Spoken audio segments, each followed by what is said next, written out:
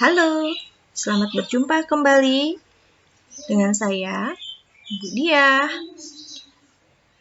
Pada saat kesempatan hari ini, kita akan berbagi ilmu tentang media transmisi jaringan komputer. Yuk, kita belajar bersama. Baik, media transmisi adalah media yang menghubungkan antara pengirim dan penerima informasi karena jarak yang jauh. Mungkin bisa melewati batas suatu gedung, suatu benua, suatu negara. Nah, ada beberapa jenis media transmisi, yaitu ada kabel dan tanpa kabel. Nah, kabel jaringan merupakan sebuah perangkat keras komputer yang mana berbentuk seperti kabel yang dirancang khusus sebagai penghubung dari suatu perangkat jaringan ke perangkat jaringan yang lainnya. Dan tanpa kabel berarti tidak menggunakan kabel atau transfer informasi antara dua atau lebih titik yang tidak terhubung oleh pengantar listrik melalui kabel. Yang pertama, kabel jaringan. Kabel jaringan memiliki beberapa tipe yang disesuaikan dengan kebutuhan pengguna, topologi jaringan, ukuran jaringan, kondisi dan protokol. Ada 3 jenis kabel, yaitu kabel twisted pair, kabel koaksial, dan kabel fiber optik. Nah, berikut gambar dari kabel twisted pair.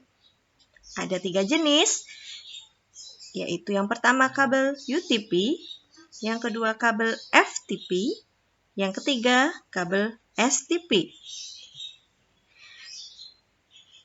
Ada banyak sekali kelebihan dan kekurangan dari masing-masing kabel jenis twisted pair ini. Kabel UTP tidak memiliki suatu perlindungan atau proteksi.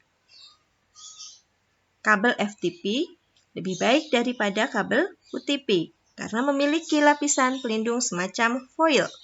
Jadi, kabel FTP memiliki ketahanan yang lebih baik terhadap noise atau gangguan. Kabel UTP sangat lemah dan rentan terhadap voltase tinggi dan medan magnet. Biasanya digunakan pada kabel jaringan telepon. Kabel STP memiliki perlindungan sama seperti kabel FTP.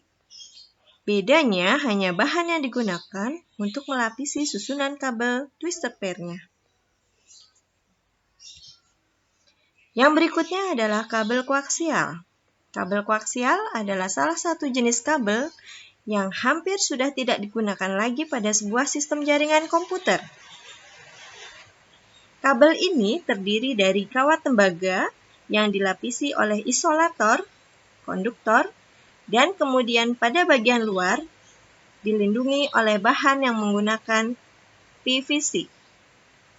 Prinsip kerja kabel koaksial menghantarkan arus atau sinyal yang berasal dari sumber menuju tujuan yang diinginkan dan menggunakan konektor BNC. Yang berikutnya adalah kabel fiber optik. Teman-teman tahu? Sudah pernah mengetahui fiber optik itu seperti apa? Nah, kabel fiber optik memiliki bahan material dari tembaga sebagai media penghantarnya. Bahan dasarnya adalah serat kaca atau plastik dengan ukuran yang sangat tipis. Proses kerjanya adalah sinyal dikirim melalui fiber optik yang merupakan cahaya yang berasal dari sumber tujuan. Transmisi ini lebih cepat dibandingkan dengan jenis kabel yang lainnya. Namun, pada fiber optik sering terjadi noise pada saat kabel tertekuk. Dan fiber optik ini banyak digunakan oleh jaringan backbone pada sebuah perusahaan besar. Namun, pada saat ini sudah banyak digunakan sebagai jaringan internet di rumah-rumah. Yang berikutnya adalah nirkabel atau wireless. Jadi, mekanisme telekomunikasi nirkabel memungkinkan komunikasi jarak jauh dengan lokasi yang tidak mungkin atau relatif sulit untuk dihubungkan dengan kabel. Misalnya, penerima radio, pengendali jarak jauh, atau jaringan komputer nirkabel. Pada umumnya, nirkabel menggunakan gelombang elektromagnetik, misalnya laser, cahaya, frekuensi radio, atau gelombang suara, untuk mentransfer informasi tanpa menggunakan kabel.